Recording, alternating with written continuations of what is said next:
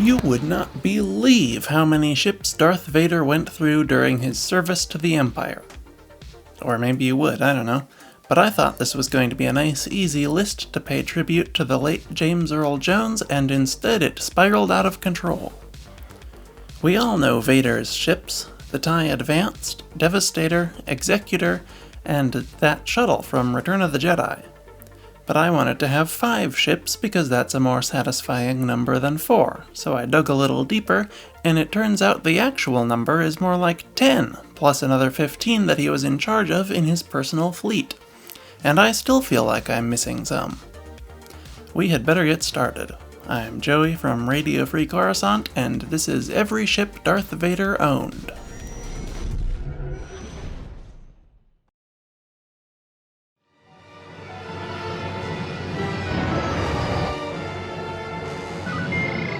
Have you not?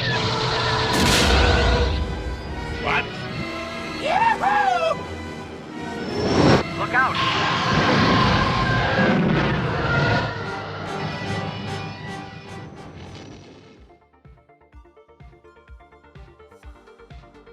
Darth Vader's Ada2 Actis. Let's sort these smallest to largest. That starts us with his 5.47 meter long Ada2 Actis-class light interceptor. Or rather, interceptors plural, as he had several. The first ship he ever used as Darth Vader instead of Anakin Skywalker was a dark green Ada2, which was left sitting on Mustafar after his duel with Obi-Wan for over 20 years before he recovered it after visiting the Eye of Webbish Bog in 3 ABY. He also used several black Ada2s before recovering the green one. He apparently went through these like candy, as 2 were destroyed in 14 BBY alone. Tai Advanced X1. Of course, Darth Vader was much more famous for his use of a Tai Advanced prototype. He got the Tai Advanced fairly early into the Imperial era, and used it in various battles throughout the time period. The most memorable engagement he took the X1 to was the defense of the Death Star in the Battle of Yavin, where Vader destroyed several rebel starfighters until his ship was disabled by the Millennium Falcon. I don't believe we have seen the immediate aftermath and his escape in either Legends or canon, but in both he was implied to have simply regained control of the ship and fled through hyperspace. The Tai Advanced X1 was damaged and repaired numerous times throughout its lifetime, but it was finally shot down for good between 3 and 4 ABY in an attack on Coruscant by droids infected with a sort of virus called the Scourge. Darth Vader's Starship. This was an unknown model of ship used by Vader in the early Imperial era. It was roughly 15 to 20 meters long and heavily armed. He used it on his mission to create a new lightsaber until it was destroyed by a security satellite over Coruscant that identified it as a separatist ship. Whether it actually was before he got his hands on it, or if that was some kind of ruse by Palpatine to try to dispose of him is unclear, but it's a shame nonetheless.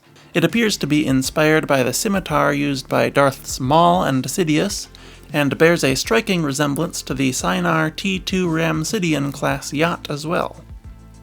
That ship was designed several years after Vader's ship, so perhaps the comic it was from inspired the Jedi Survivor team.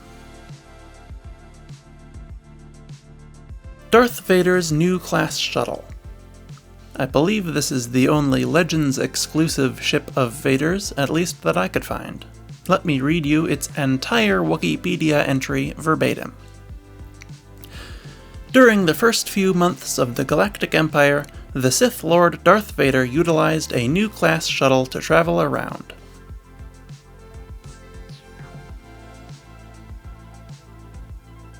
ST-321. In both Legends and canon, Vader made use of a Lambda-class shuttle much more extensively. This shuttle, known as ST-321, was his primary method of transportation later in the Imperial era. In canon, the only known uses of the ship were at Cloud City and Endor, but I like to think that the Lambda shuttle he uses at the end of the Clone Wars and in the Kenobi series are ST-321 as well.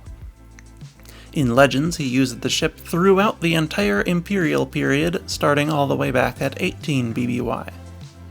In both continuities, the ship passed down to his son Luke after his death, who used it to escape the second Death Star. Nabu Royal Starship. At some point after Padmé's term as Queen of Nabu, Palpatine acquired her J-Type 327 Nubian starship and later gifted the ship to Vader in 14 BBY to taunt him about his past. Vader took the ship to Mustafar to scout a location for his fortress, but deliberately left its deflector shields off while landing so that the temperature would ruin the ship's chrome exterior. This damage would eventually be repaired, and he continued to use the ship off and on for the next 20 years, including on a mission to Geonosis to attempt to create a clone army of his own, and another to investigate the laboratory of one of Palpatine's agents who is trying to create a replacement for Vader. Darth Vader's Venator-class Star Destroyer. Very little is known about Vader's Venator, including its name. Note that this is not the Resolute that he commanded in the Clone Wars. We aren't covering Anakin's ships today, just those he had as Vader. We do know that he killed several of its crew, including the Admiral in charge of it when they interrupted his meditation, but that's about it. Star Destroyer Perilous. By 14 BBY, lots of big things happening for Vader that year apparently, the Venator had been replaced by the Imperial Star Destroyer Perilous. We don't know much about the Perilous either, but in 14 BBY it took Vader, Palpatine, and Senator Orn Free Taa to Ryloth. Cham Syndulla, the leader of the Free Ryloth movement, learned that Vader and the Emperor would be arriving on the Perilous and decided to try to assassinate them by destroying it. Syndulla invested an incredible amount of resources into the attack, including a minefield and a squadron of vulture droids armed with buzz droids. A Free Ryloth strike team managed to board the Perilous disguised as repair workers after a battle, and managed to attach explosive charges to the ship's hyperdrive, which destroyed it. However, there was ample time to evacuate, and Vader and Palpatine survived. Star Destroyer Devastator. By at least 9 BBY, Vader had been given the Devastator as his flagship. It was present for several key moments in the Galactic Civil War, most famously the Battle of Scarif and the capture of Princess Leia over Tatooine. His control of the ship ended sometime around 1 ABY when his flag was transferred to the Executor, but it remained a part of his Death Squadron until it was destroyed in the Battle of Endor. If you would like to know more about the Devastator, I have a whole video about it that gives a much more detailed account of its history.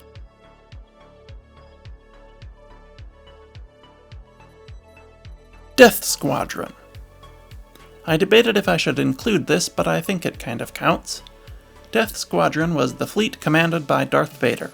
Its flagship was the Executor, and it included the Star Destroyers Avenger, Conquest, Devastator, Stalker, Tyrant, and Ultimatum as well.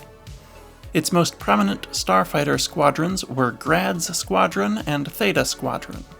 It also contained ground units such as the 1st Legion and Vader's own 501st Legion, which included the elite armored unit Blizzard Force that saw action on Hoth. Within Blizzard Force was the Thundering Herd, which was the squadron of AT-ATs that attacked the Rebel base. Legends includes several more ships and squadrons in Death Squadron. Additional Star Destroyers include Ilfmar's Fist, Pride of Tarlandia, Chimera, Death's Head, Stormhawk, Nemesis, Inexorable, Relentless, and Thunderflare, and additional starfighter squadrons included the 181st Imperial Fighter Wing, Scimitar Squadron, and Obsidian Squadron. The level of involvement Vader had in any of these ships or units was typically slim, but they were officially under his command as the Supreme Commander of Death Squadron. Super Star Destroyer Executor. The final ship under Vader's command was the Executor. This 19-kilometer-long dreadnought was one of the most powerful starships in the Imperial Navy. Vader took command of the ship as soon as construction was complete in roughly 1 ABY, and used it until the end of the Civil War in 4 ABY. It was present for the battles of the Micro-aTAC space docks and Hoth, and played a minor role in the War of the Bounty Hunters when Vader recovered the stolen carbonite-frozen Han Solo and took it to the ship. The Executor served the Empire until the Battle of Endor, where its command bridge was destroyed by A-Wing pilot Arvel Krynid, which caused the crew of the Executor to lose control and crash into the surface of the second Death Star, dramatically turning the tide of the battle in the Rebellion's favor. And that's every single ship commanded by Darth Vader. Or at least, every one that I could find. Like I said, I started off thinking there would only be 4 of them, so let me know if I missed any. And remember, Anakin's ships like the Twilight or Resolute don't count, only Vader's. If I didn't miss any, then I'd also love to hear your favorite Darth Vader quote in honor of James Earl Jones, especially if it's one of his and not from a comic or game. Finally, subscribe and share the video online or with a friend to help the channel grow. With that accomplished, I will see you next week. RFC, out.